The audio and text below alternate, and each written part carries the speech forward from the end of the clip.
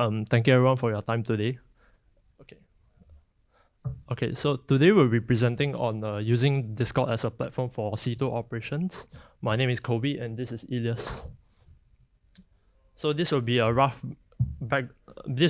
idea of what the content will be like. So firstly, we have the background, which is how our project came about.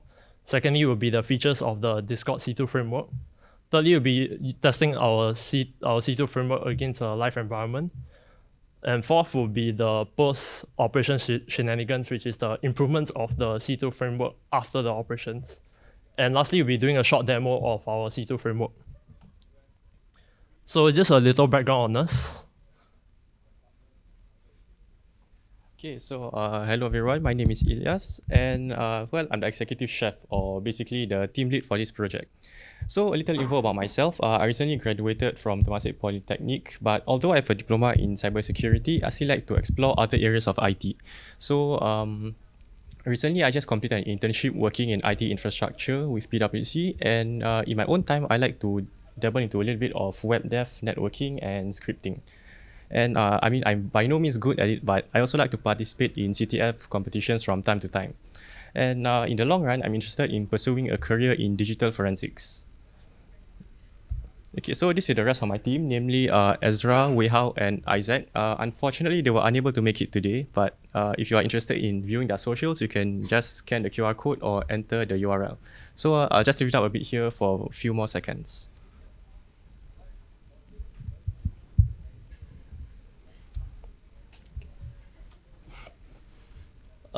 Lastly is myself, which is the release chef or more of the support of this whole project. So I'm also a recent Polytechnic graduate and I aspire to do red teaming in the future as part of my aspirations. Yeah. Okay, so now let's just get into the general disclaimer. Well, anything that we're presenting today is solely for educational purposes, so we do not condone and are not responsible for the misuse of this knowledge. And any opinion solely is that of ours and does not reflect any organization or institution. Okay, so now let's take a look at how it all began. Okay, so for my final year project in my Polytechnic studies, my team was developing a C2. So we were taking a look at all the C2s out there, and what we noticed is that many existing C2s like Sliver and Covenant, they typically use either a CLI or a web interface, which isn't bad, but our supervisor was like, why don't we try something a little different or maybe, less conventional, like a Discord C2. And I thought it was quite an interesting and fun concept, so I was like, hey, why not? And another plus point for this is that we can control targets from any device that has Discord. So this allows us to carry out operations using our phones or even tablets. Okay, and this is how we came up with our C2, which is what we call Hexplosive C2. Unfortunately, due to time constraint, we had to develop it in a language that everyone was familiar with, which is Python. And this opens up another can of worms, which we'll get into later.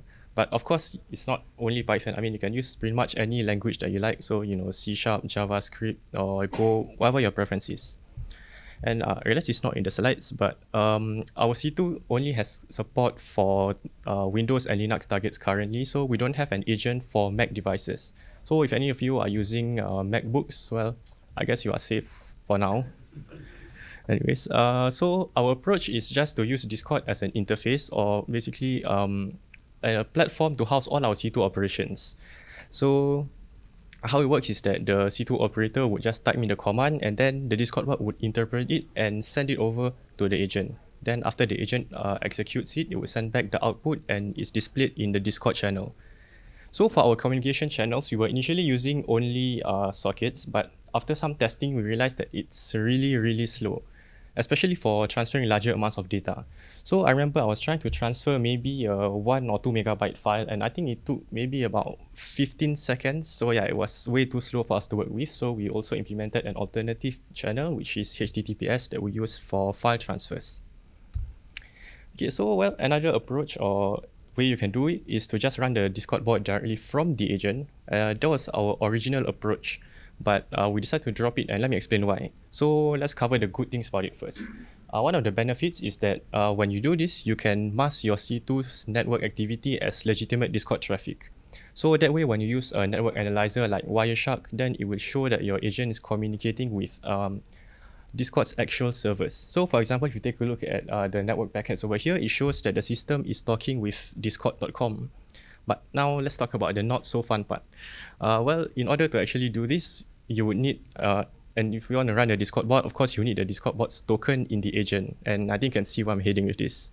So in the case that your agent gets detected by whatever, and they manage to successfully reverse engineer it, then this means that they will basically, the blue teamers will have full access to your Discord bot, and your OPSEC is as good as gone. So I recently tried something, just creating a script to work with just the token, and from there I managed to just list the guilds or, well, the Discord servers that the bot was in.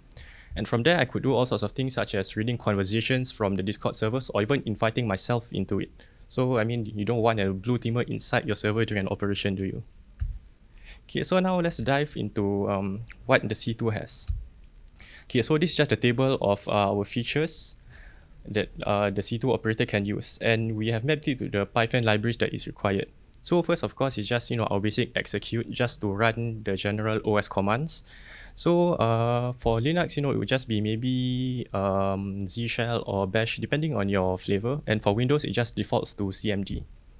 And we also have some other capabilities. So for example, we also have file transfer. So just your standard upload, download for if you want to maybe steal or plant some files. Also have some functions for stealing credentials for Wi-Fi and browsers. And also some monitoring tools. So think maybe keyloggers, screen recording, voice recording, and turning on the webcam. Okay, so our agent also has some anti-analysis in place. So first of which is the detection of analysis tools. So how we do this is simply just by checking all the running processes in the system, and we check if any of it belongs to any analysis tools such as maybe Procmon or Ragshot. And another thing that we have in place is the detection of virtualized environments. So we check for this in two different ways. First of which is to check for the presence of certain artifacts. So this is because in virtual machines, they will typically have files that are indicative that it's a virtualized environment. So for example, in Windows virtual machines, they would maybe have some drivers that are needed by the virtualization software. So maybe like maybe a mouse or video drivers. And another thing that we look out for is also the screen size and the resources on the machine, which is basically your CPU and memory. Because I mean, in this day and age, I don't think any standard user really runs a computer with like two CPU cores and 4 gigs of RAM. And last but not least is code obfuscation. So this is what our code looks like before and after obfuscation. For this, we use PyMinifier just to convert all the code into non-Latin characters. So this just helps to inflate it and make it a bit harder to read. But one of the limitations of this is that it can only be used to obfuscate the variable and function names. So this means that I had to add my own layer of obfuscation. So for example, string segmentation, base64, and Unicode encoding, especially just for all the strings. Okay, so this is the flow diagram of what our agent's behavior looks like.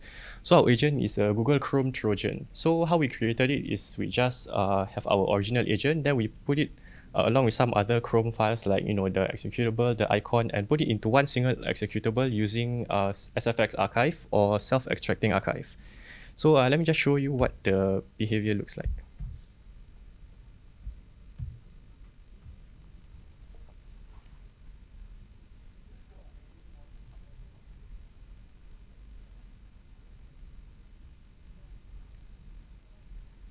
Okay, so as you can see, after we executed the Chrome on the desktop, which is actually our SFX container, then it launched a new Chrome window. And that's all that the user sees. But in the background, when you take a look at the task manager, you could see that there is one Google-Chrome. So that's our actual agent. So after our agent is executed, then it will extract all the necessary DLLs and libraries, so all the dependencies basically, into the temp folder, and then it will start checking for any anti-analysis. So it will just check and scan the running processes for analysis tools and also the virtualization detection. And if it detects anything, then it will exit the program so as to not reveal any more of its behavior. But if everything is good, then it will continue and establish its persistency using the registry run key. And after which it will connect to our C2 server and stay listening on it. Okay, so there's two ways that the communication is usually handled. So it's either through beaconing, also known as a polling mechanism, or more of a push style mechanism. So for beaconing, how it works is just that the agent will periodically reach out to the C2 server and check the queue to see if there's any commands. So for example, the agent will just connect to the server, maybe using HTTP or something, and just to check in for commands. Then a few seconds later, it will check in again with the server. So this process is constantly being repeated. But the thing is that, well, you won't always be running commands, right? So a lot of these requests may result in empty responses. So it can also result in quite a lot of overhead because you're generating quite a lot of redundant traffic. But the good thing about this is that it's not connection dependent. So even if either your server or your agent goes down, then you can quickly recover once both sides come back up. Then you'll basically almost immediately have control over your target again. And the other one is push stun mechanism, which is what our C2 has adopted. So how it works is just that the agent will connect to the C2 server and then it will stay listening on that connection. Then whenever there's a new command, the C2 server will push it through the connection to the agent. So this helps because it doesn't generate a lot of overhead because most of the traffic that's passing through is only just whatever is needed. So there's no redundant traffic. But one concern is that it's connection dependent. So meaning if the connection breaks for whatever reason, then the C2 operator will not have access to the target until the agent reconnects to the server.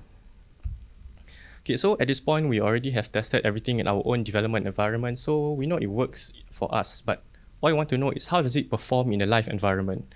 So we carried out Operation Mockingbird across 4 days. So we carried out this operation with 2 main objectives in mind. So first is just to assess the capabilities of a group of malware analyst interns, and the other is to validate our C2's performance and effectiveness.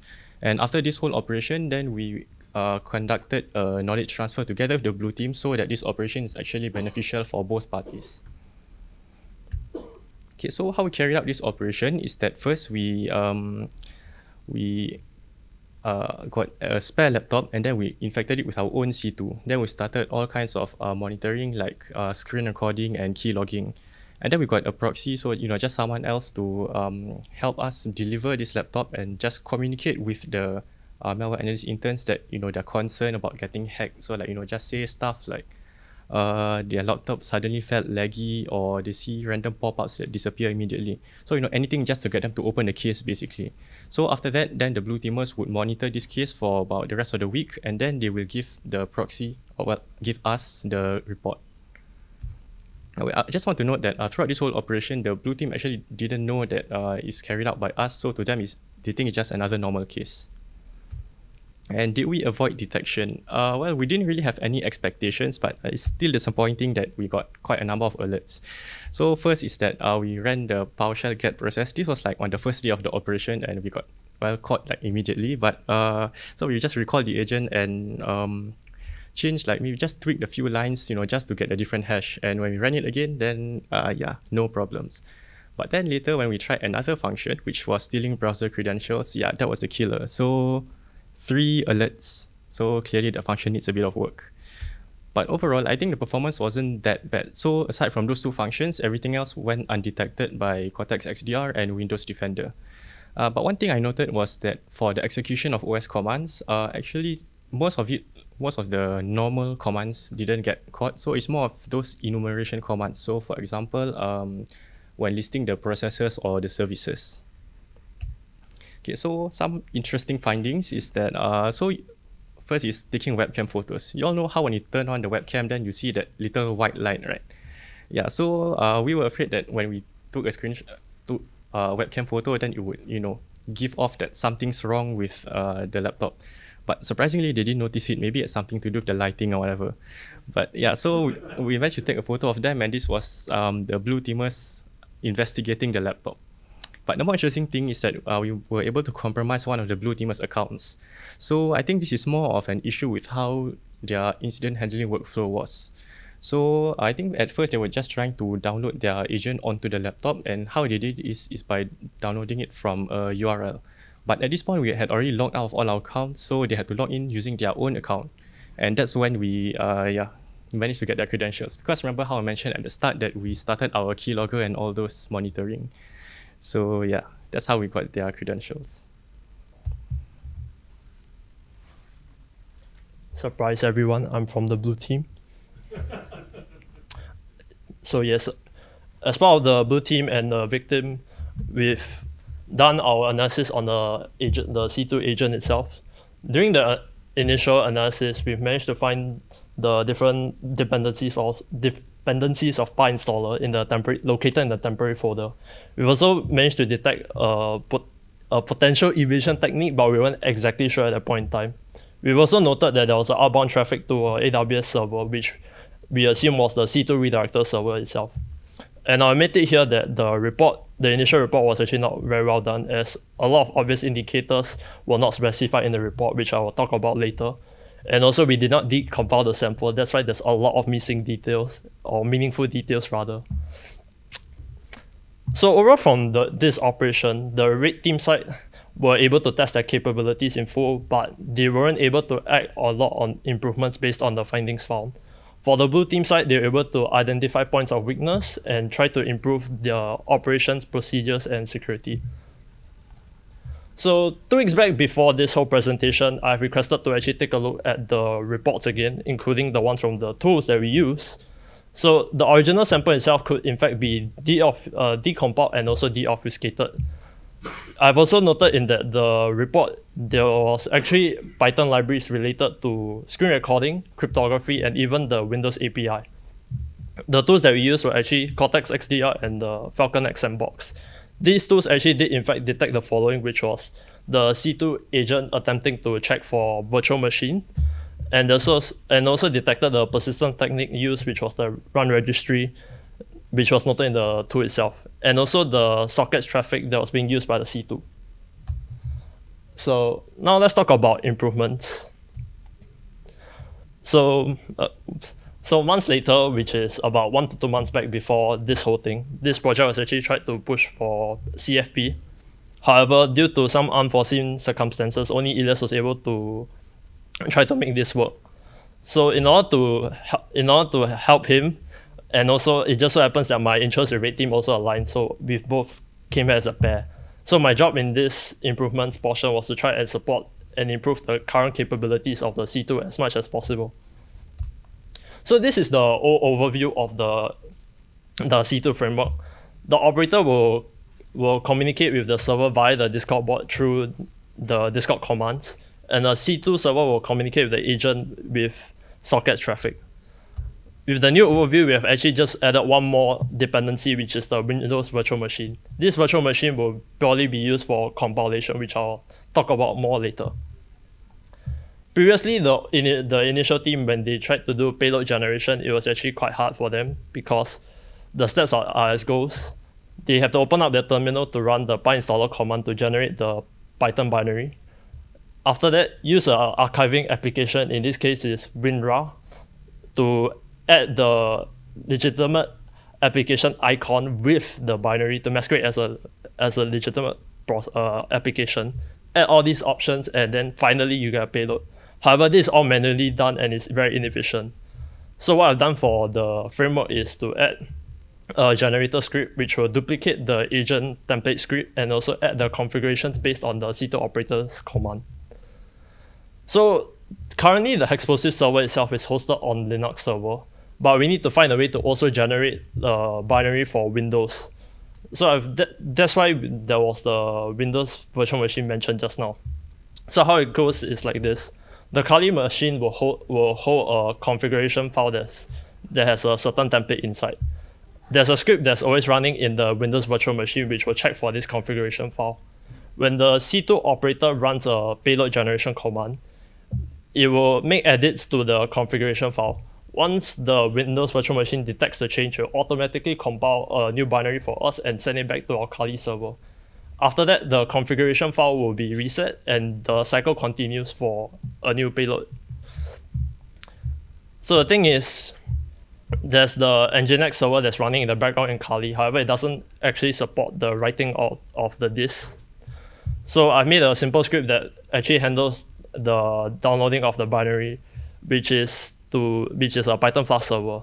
So the Flask server will actually do 2 things for us, which is to allow the Windows binary to read the configuration file and also write the binary to our Kali server. So all in all, the process has been streamlined to this. We can just now do a hexplosive generate command, which will generate us the agent itself. So there was actually one alternative that I sought after, which was the Wine, or also known as a Windows emulator. This was because I wanted to reduce as much external dependencies as much as possible. However, this didn't work out as some of the Python libraries required the use of Visual Studio build tools. But as you can see in the image on the right side, I wasn't able to install the Visual Studio build tools, which was required for the Python binary. And also, during one of my initial tests, I actually tried to compile a very simple Python binary that opens a calculator. However, one thing I've actually noted is that when I tried to run this binary itself, it took a full 10 to 15 seconds before the calculator actually popped up, which is a significant amount of time for a very short script. So that's why altogether I've decided to ditch this idea. So for the old capabilities of the C2, there were actually some limitations. So one of it is, just now we mentioned that when we can upload our payloads through our mobile devices. However, as you know, Discord has a size limit of 10 megabytes for free users, with the exception of this week being Discord free, Discord Nitro. And also some of the functions that were claimed by the initial group to be working were actually not working. Yeah. So I've actually split up the local upload function into I've split the upload function into two, which is one is the local function, which is through your Discord message. So as you can see here, we can attach an image, or there's like some shellcode inside, I don't know. But now you can upload it to your target via that. So the new one is actually the remote upload. So now you can finally do a remote upload with no size limitations. And as you can see here, at the bottom, it also helps you list out the available payloads for uploading. And also I've managed to fix the broken functions, which is one of which the more painstaking one was to remove the payload and also signal back to our server that it's actually removed. So during the initial operations, the team used the stageless approach, which is just the payload itself. Now we've come up with a new approach, which is a stager approach. How it goes is like this. Once we upload the stager onto our target, we run a command called hexplosive upgrade, which will automatically look for legitimate applications to masquerade as. How it works is it will send back the application's icon file and name to our C2 server. Once our C2 server detects that, it will automatically compile a binary based on the details and send it back to our target right away. When the stager detects that the new agent is on target, it will self-destruct and also run the new agent. So we talked a lot about the upsides of our C2 framework. It's time to look at the downsides. One of which is the payload size being very massive. It's like 90 megabytes for our main payload. Not very offset friendly. And second of all, when you try to run a Python binary using PyInstaller, what happens is in the temporary folder you will see this may and a string followed by a string. These are actually dependencies that are required to actually run the Python binary. If there's any sudden disconnects or disruptions to the communications, these files and folders will be left on the target's temporary folder and will not be deleted. So these are some future enhancements that we weren't able to implement in time for the project, but one of which was the in-memory execution or the use of shellcode loaders. So it's better because it doesn't leave a lot of artifacts on the target, and it's also possibly able to evade AVs and EDRs. The use of other languages is to help reduce the payload size and also help us in cross-compilation of different operating systems. We've also mentioned earlier that we use PyMinify to obfuscate our script. However, this is still done manually, so we hope to actually do that in the future. And also, the last thing is to improve the connection handling for our C2 server and the agent. Demo time. Okay, we'll just use the screen as the actual screen. His monitor doesn't show anything.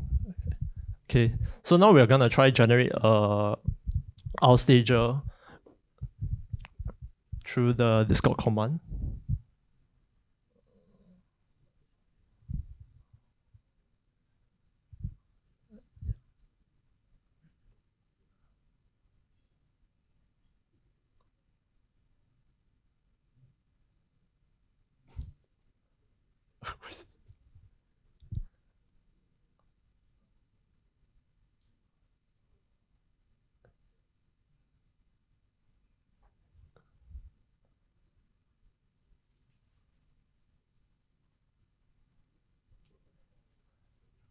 Yeah, so now our server will help generate us the binary.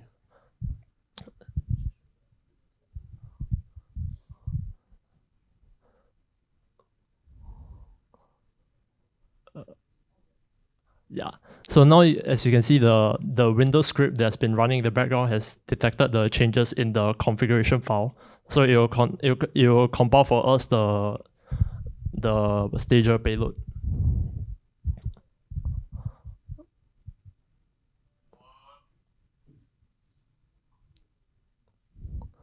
So now that it's done, we've actually, due to interest of time, we've actually also pre-compiled one stager payload for the demonstration. So now he'll try to run it.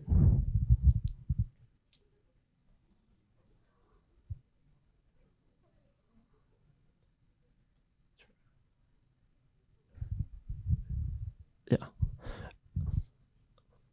Okay, so now the stager has managed to connect back to our Discord server. By right, every time our agent connects back to the C2 server, it returns us the details of the target itself, including like its public IP address, the host name, etc. Yeah, but for the demonstration, we'll be disabling this function. Yeah.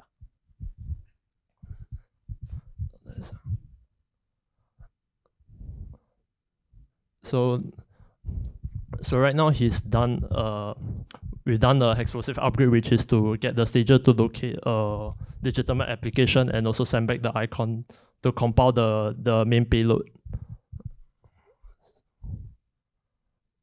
And during this time, it will take quite a while for the agent to compile. So we'll take Q&A here.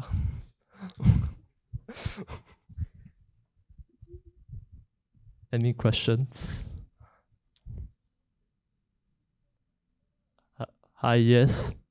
You reference any open source similar like C2 Discord, C2s of Discord, or just the everything compiled with reference to threat reports? Okay, so some of them actually, for example, for the Discord, most of it was more so documentation. But for other parts, so like maybe the C2 portion, then there were some references to open source code. Yes.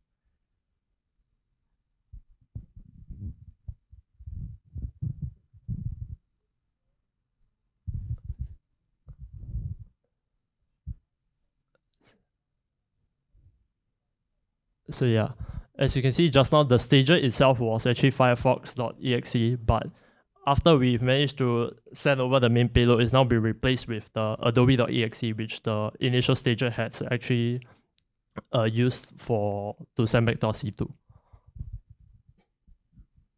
Now we'll run some commands to show the functionality of the agent itself. So we started the keylogger and also turn on the camera.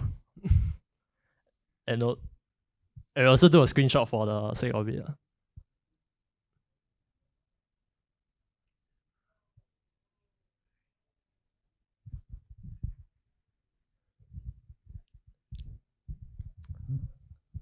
Yeah, and we'll finally destroy the agent, and it remove itself and its persistence from the target.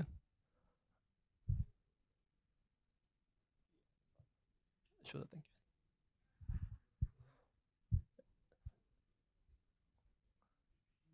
And that's it from us. Thank you.